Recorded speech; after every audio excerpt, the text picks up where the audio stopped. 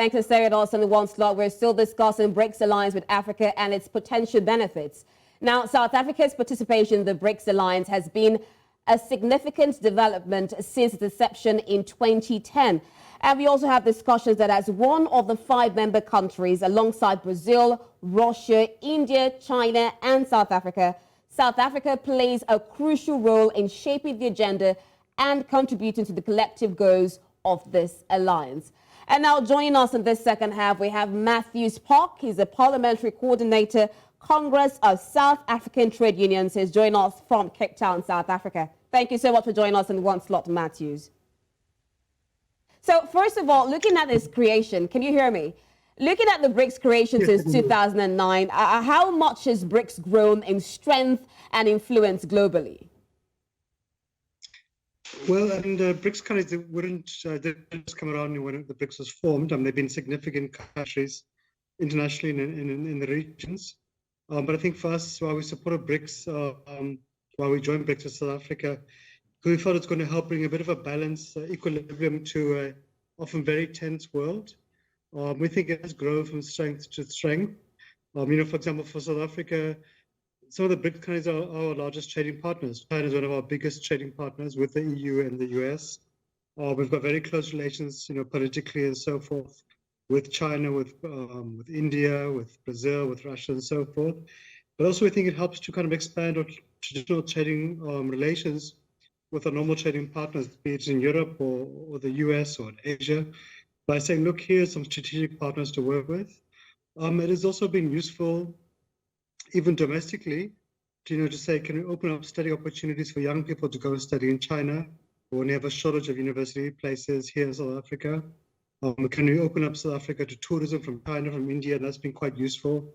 It's also been quite helpful when we've had some difficulties on our trade issues with China, for example, to say, at a political level, can we talk to our BRICS partner to say, can they give a bit more of a supportive role with our trade relations and so forth? So it's been quite useful in that time.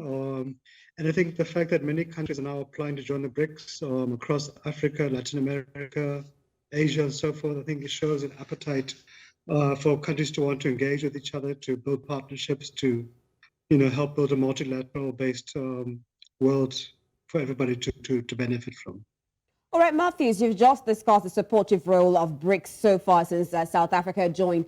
But for South Africa as a country, what has been its role in this BRICS alliance? I mean, we have Brazil, Russia, India, China, and we now have South Africa. South Africa is the only African country in this grouping. What has been the role of South Africa in this grouping?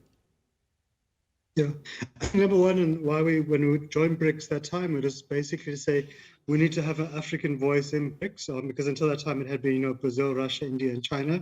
We felt that with all of Africa's challenges, it wouldn't be correct to leave Africa behind. So it wasn't just a question of South Africa joining, but also say South Africa as a representative, so to speak, for Africa, raise the voice of Africa. And of course, within BRICS, you've got, real major trading countries there, especially India and China. India and China combined are 40% of the world population alone. China is now the biggest economy in the world, or second biggest, but soon to become the biggest. So for us, it's been critical to say to them, place Africa, irrespective of which country in Africa, on your trading agenda. See how can you bring, you sell your goods in Africa, but also how can you buy goods from Africa, how can you invest, and so forth. And I think for us, that's been quite positive, because often Africa has been the forgotten child of the world's international community, time and again. I think it also has helped to elevate the stature, the voice of Africa in the G20, even in the G7 meetings as well, to say, here's a need to listen to Africa's voice. And I think you've also seen a positive impact in the United Nations and other international forum to say, well, there is a view from the US, from Europe, etc. There's also a view from BRICS countries too, and that helps to bring a better equilibrium in international politics. And looking at the upcoming summit, what is the agenda for South Africa for this summit? I think our number one issue, as COSATU, as a trading federation, our number one issue is always about how to support trade, economic relations, because that's the foundation upon all other relations. So I think for us is about saying, what are the export opportunities we can promote between the BRICS countries? How can we promote travel and tourism, investments and so forth, because that's the most sustainable way to build relationships. And of course, these are major trading and investment countries. They're not small countries with limited resources. They are major international economic players. I think also given the very fraught geopolitical situation in the world, it's also critical for BRICS to say, what can it do to help bring about a resolution to some of the conflicts like Ukraine? How can it help, support other peace efforts like you saw recently by China between Saudi Arabia and Iran? But I think we'd also want to be placing, because we'll be hosting the BRICS summit in South Africa, say how can we help also put the African agenda, again, development issues, investment, trade, economic opportunities, transport and tourism, so forth, to place it on the BRICS agenda. We have also been quite active in building the BRICS Bank, which is based in Shanghai. One of the vice presidents is from South Africa. It's actually from the trade unions originally, historically. And again, they played a useful role in kind of giving opportunities to invest in infrastructure developments in African countries, including South Africa. So again, they want to say, how can we elevate that in other useful multilateral institutions? And that's been a positive thing, because often many countries, especially in Africa, haven't had a good experience with the IMF or the World Bank. I think the BRICS Bank has been a bit more of a positive role model, still much, much smaller. Still, it's a useful step forward, we think. In this role of creating or promoting trade partnership between BRICS and African countries, the role which you claim that South Africa has been playing as the only African country in this grouping, what are some of the issues, and have there been some resistance from the other African or from the other countries involved in the BRICS? What are some of the bottlenecks or resistance or issues that South Africa has encountered? Yeah, I mean, I don't think we've encountered any unfair or irrational resistance and so forth. I think with any country, grouping of countries, there are always different national interests, and all politics is local. So India's government must look after the interests of India, same with China or Russia or Brazil. Nothing wrong with that. At times we have had to point out issues which we're not happy with. For example, we've had issues with Brazil. We felt they've been dumping subsidized sugar, poultry, etc. in South Africa, which has had an impact upon our local industries. So we've been able to engage with them to see how can we avoid that? How can we promote better trading relationships between them? We've had similar issues with China. Often we felt some of their companies have dumped cheap subsidized clothing materials here in South Africa, or maybe flouted some of the customs rules. So it's a useful way to say, let's resolve those issues. We have no problem with China or Brazil selling their goods to us, but let's just make sure we abide by each other's trade requirements or domestic laws and so forth. So I think it's been positive. Look, I think there's still much more that needs to be done. We have significant trade relations, for example, with China, a little bit with Brazil, some with India, those growing. We don't have much trade, not as much as we would love to, with Russia. It's limited to certain products, especially agricultural products. So I think there's much more opportunity to grow those. We think there's a need to have much more tourism. So there's been a bit of a focus from our side to promote tourism from all those countries. We've done quite well in China, but much more could be done with Brazil and India and Russia. We need to look more about transport links too. For many years, we didn't have direct flights from South Africa to China. We now have those flights. Maybe we need to have more. We don't have direct flights to Russia. We need to do that. Recently, our flights even to Brazil were kind of under a bit of jeopardy. So I think there was much more work that we need to do to build close economic relations, which are mutually beneficial. We shouldn't be looking for charity handouts, but how to promote equal trade between equal partners. That's the best way to go forward. Of course, we are quite small, South Africa, compared to these giants. But again, it's been a positive, I think, mutually respectful relationship. Now, it's good to know that there's been a lot of progress between this BRICS alliance and South Africa's involvement in all of this. Now, correct me if I'm wrong, but BRICS nations are now reported to be working on the plan to develop a new currency that will replace the dollar in international transactions. Now, how much of a threat is it to the dollar? And how do you see it growing in the larger scale, in the global perspective, when you talk about trade with this replacement of the dollar in international transactions? Yeah, look, I think to be fair, I think it's still very, very early days. You don't replace currencies overnight. The dollar's been the dominant international currency since gold for the last century plus. But there's nothing wrong, and we think there's value in promoting trade between each other using our currencies. So there's nothing wrong with Russia and China using the Chinese yuan or the Russian ruble, etc. That's going to benefit their currencies and so forth. Just like we encourage countries to invest in South Africa, to buy rands and so forth.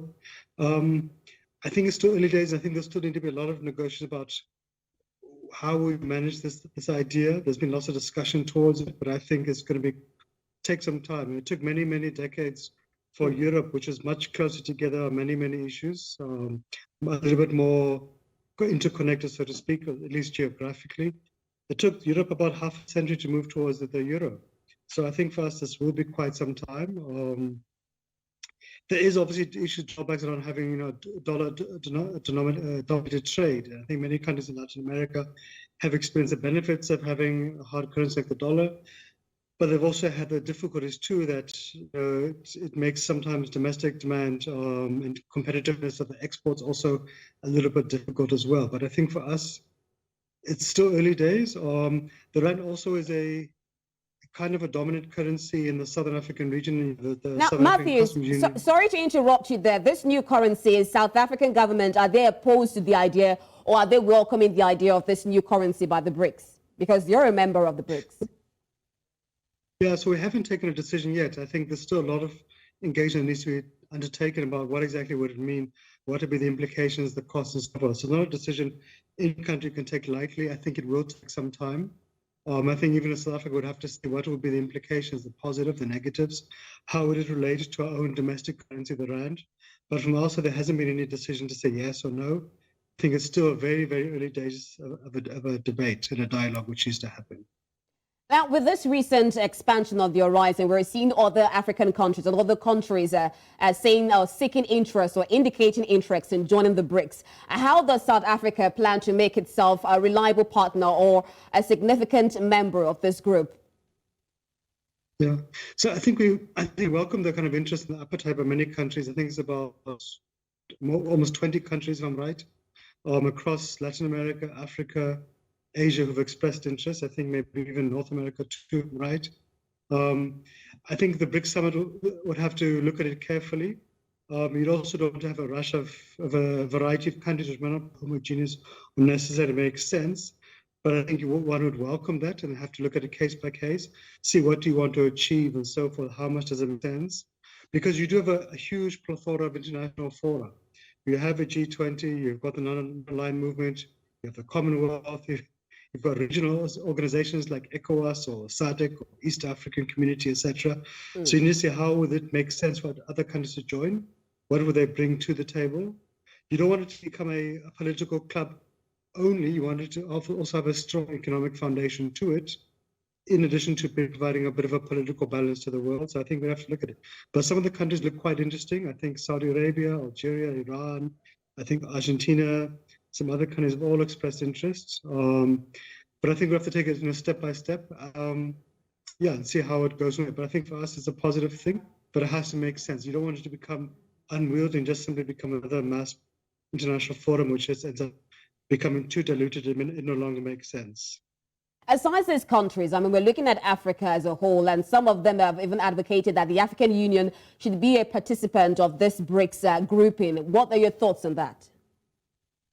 No, we would support that. And we've always supported the African Union having some status at, whether it's the G7, the G20, we've always supported that because, Africa has got 55 countries, quite fragmented, different strengths and different challenges and so forth. But at least, the AU helps to kind of give a voice, a status, a recognition to Africa. We also do appreciate it's not always easy for Africa. Like when you look at, for example, the reform of the United Nations Security Council, many significant African countries, for lack of a better word, would love to be a permanent member, whether it's South Africa, Nigeria, Egypt, Ethiopia, and all would have strong, merits to the case.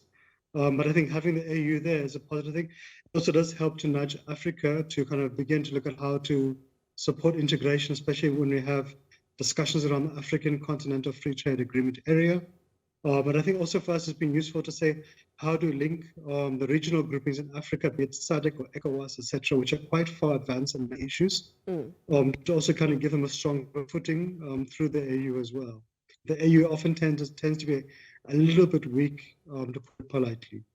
Looking at the benefits that the BRICS grouping had, the position of Brazil, Russia, India, China, and South Africa, what do you think other regional organizations or regional grouping like SADC, the African Union, can also learn from this? Because we're seeing the BRICS growing exponentially with this grouping that we're seeing. But on the other hand, we're seeing the AU regional groups like SADC, even the West African group, ECOWAS, they're still falling short behind. So what can other regional groupings learn from the groupings that we're seeing from this group BRICS countries?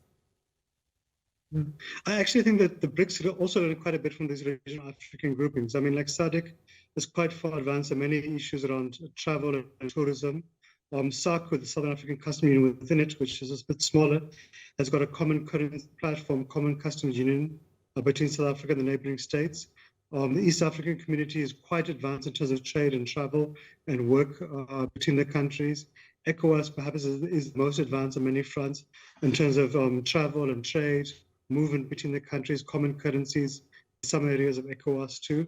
So I think actually the BRICS could learn a lot from them, because in many areas those regional blocks are a bit more advanced. But I think what BRICS has been a bit strong is that it has a really significant international platform in terms of raising issues in the global geopolitical sphere of things. So because, these are big countries, perhaps it's a little bit more difficult to integrate some of these countries because they're different continents and so forth. So I think there's lessons both sides can learn from each other and see how do they emulate the successes. South Africa is supposed to host this BRICS summit, and we're having other issues. The presence of the Russian president, Vladimir Putin, is put into contest. We also see a situation where some people have actually said that the Russian president should join virtually. What are your thoughts on South Africa's position on all of this? Yeah, so I mean, I think there are still ongoing logistical discussions between the BRICS countries on the BRICS summit that is quite soon, is in August, South Africa. It's a complicated, slightly messy situation because you have the International Criminal Court, which has issued a warrant of arrest for the Russian president. South Africa is a member of the ICC, so would be under that kind of obligation. But at the same time, there will be no way that South Africa could arrest another country's president, whichever president it was. You're not going to do that. It is a messy situation, to be honest. We've had a previous difficulty about 4 or 5 years ago when the Sudanese president was here for a summit. And there was also an international warrant for his arrest, and that became a court case issue too in South Africa. But I think the bottom line is that we hope a positive solution would be found to it. But there's no way that any country in the world, leave alone South Africa, there's no way any country in the world would arrest a Russian president, a president of a nuclear armed state. It wouldn't happen. But yeah, I think we just hope for some of a neat and clean way of resolving it. We can't afford to have this kind of political distractions. Okay, finally, I mean, looking at the expectations for the summit, what exactly is South Africa expecting from this summit that we're supposed to have in June? Quickly, please. I think the number one issue is how can we boost trade between the BRICS countries? That's the number one issue. How can we boost investment? How can we help spur each other's economic development and create jobs and so forth, and really build stronger transport, tourism, travel, and other relations, because that's the most sustainable way of building a partnership between different countries.